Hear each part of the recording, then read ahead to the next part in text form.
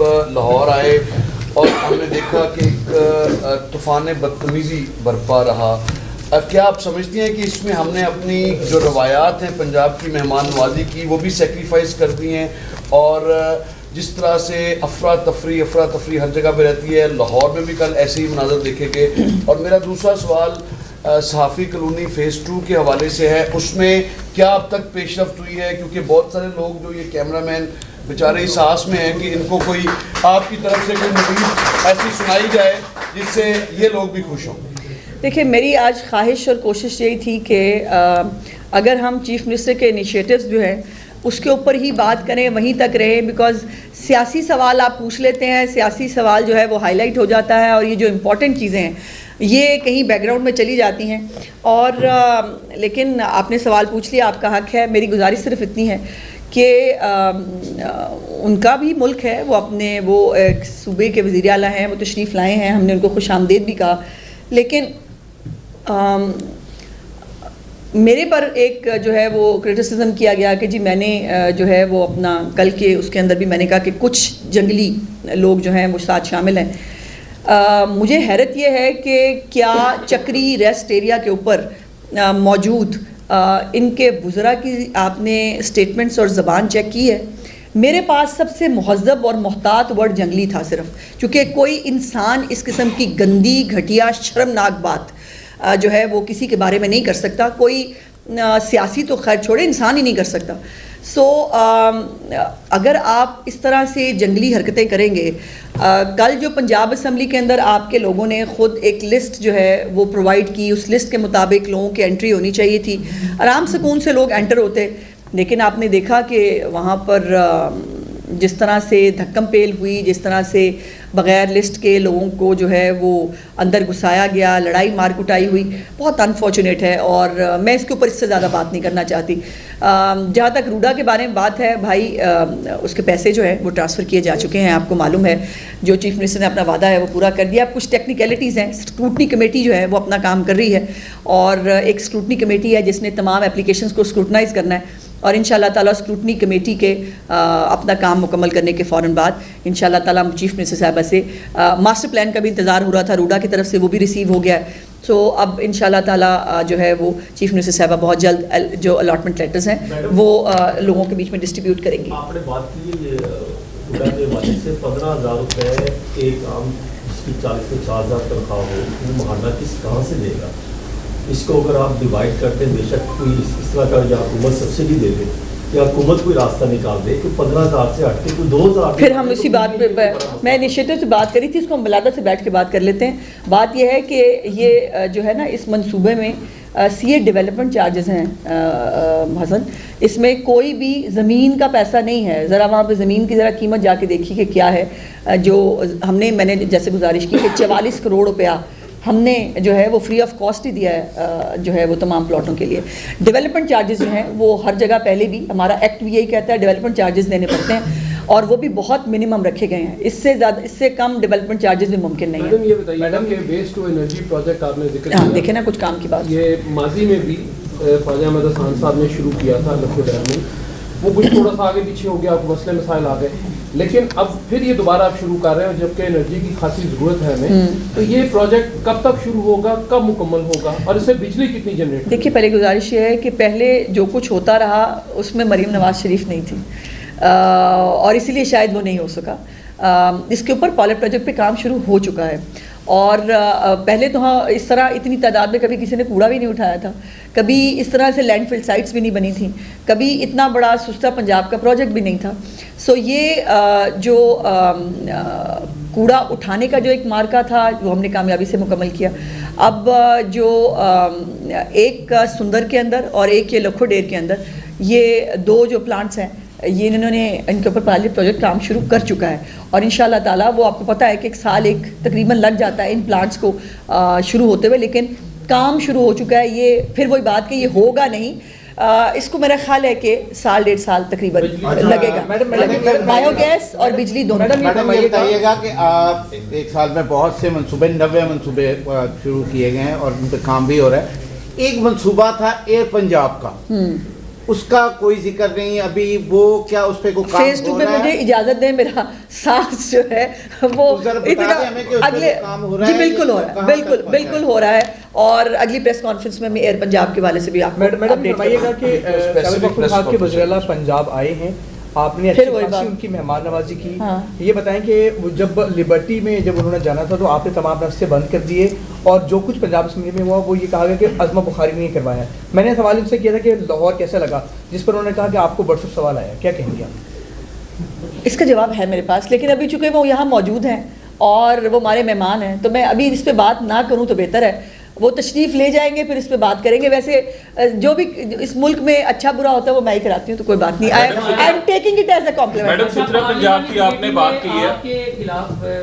कुछ ऐसी इतलात थी जो नाज़ेबा अल्फाज इस्तेमाल पार्लियामेंट्री कमेटी के इजलास में किए गए, हाँ। उसमें तो रकीब पंजाब असम्बली भी मौजूद थे, हाँ। तो इसको किस अंदाज से कोई बात नहीं, जिसके पास जो होता है वो वही देता है। उनका जितना ज़र्फ़ है, जितनी उनकी तरबियत है, वो वही गुफ्तगू करेंगे, वही वो कर सकते हैं। और उनके जलसों में से भी ऐसी ही गुफ्तगू होती रहती है, लेकिन ये है कि उनके इस तरह की गंदी गुफ्तगू करने से उनकी तरबियत पे सवाल उठता है, मुझे तो कोई फ़र्क नहीं पड़ता। मैडम सुथरा पंजाब की आपने बात की है, जो सुथरा पंजाब है उसके बारे में तहरीक इंसाफ के कुछ लोग ये कह रहे हैं कि 10 रुपए वाला काम जो है वो 50 रुपए दे के करवाया जा रहा है। इसके साथ आपने स्कूल मिल प्रोग्राम की बात की, पहले बारी-बारी कर लें, मेरी याददाश्त कमज़ोर है। कोई बात नहीं, मैं अच्छा। याद करवा दूंगा। 3 इजला के बच्चों को अरबों रुपए का दूध जो है वो पिलाया 3 इजला नहीं है मेरे भाई, 7 है, 7 है। नहीं, पहले 3 इजला के बच्चों को 3.5 अरब वहाँ पे खर्चा हुआ है, तो क्या ये कुछ ज्यादा बजट नहीं है? सिर्फ 3 इजला के 3500 स्कूलों में 3.5 अरब लगा अच्छा, दें। पहली तो बात यह है कि जो अपने दौर में जो है वो ट्रेन ही होते रहे, वो आज कूड़ा उठाए जाने पे भी उनको एतराज़ है।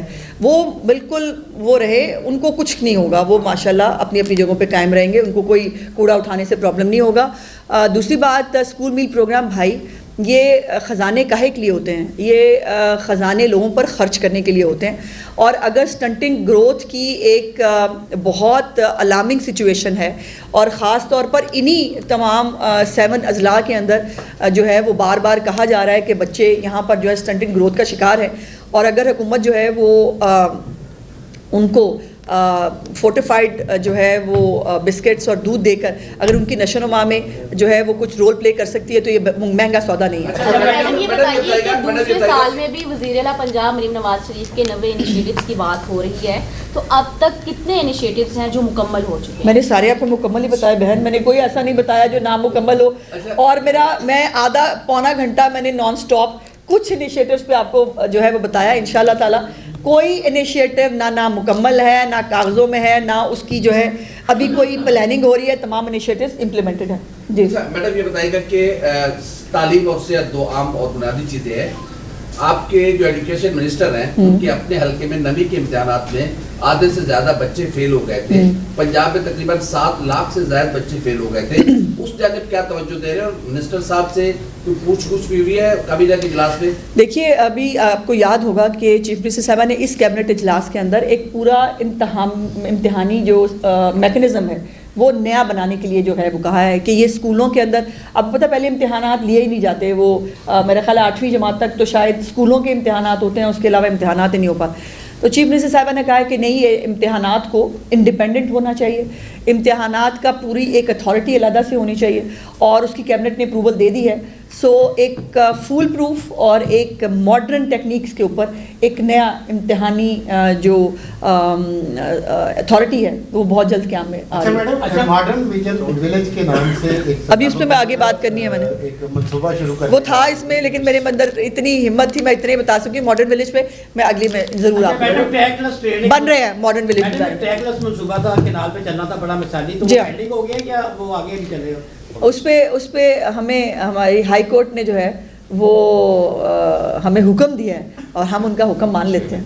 मैडम, कच्चे के इलाके में अब हम समझ सकते हैं कि मुकम्मल तौर पे क्लियर हो चुका है? अभी आपने लॉ एंड ऑर्डर के हवाले से लंबी कड़ी नहीं, क्लियर मैं 100% तो मैं ऐसा दावा नहीं करूंगी हसन कि 100% क्लियर हो चुका है, लेकिन मैं ये ज़रूर कह सकती हूँ कि मुकम्मल तौर पर इक्विप्ड कर दिया है वहाँ पर, और जो भी ऑपरेशंस हो रहे हैं या आने वाले दिनों में होंगे वो बहुत एक ऑर्गेनाइज तरीके से होंगे, और ये कच्चे के डाकू हो, पक्के के डाकू हो, बीच के डाकू हो, कोई भी डाकू नहीं बचेगा इंशाल्लाह। मैडम ये बताइएगा कि कल गोंदल ने कोई सवाल नहीं पूछा। कल सुहेल अफरीदी साहब पंजाब असेंबली क्योंकि मैं वो हूँ कि जो सवालों से घबराती नहीं हूँ, ना मैं बदतमीजी करती हूँ, बल्कि मैं चाहती हूँ कि गोंदल ज़रूर सवाल करें। हाँ जी। अच्छा मैडम, कल सुहेल अफरीदी साहब पंजाब असेंबली आए, पंजाब में आए, वो पंजाब की तरक्की देखने के लिए आए थे या सहाफ़ियों के ऊपर तशद्दुद करवाने के लिए आए थे कि रात को कल उन्होंने 5-6 सहाफ़ियों को तशद्दुद का निशाना बनाया, खास करके जो कासिम अली साहब हैं उनको उनके गार्ड ने तशद्दुद का निशाना बनाया और उनके गर्दन पे, नेक पे काफ़ी सारे जो हैं। जी मैं चाहती थी कि कोई भी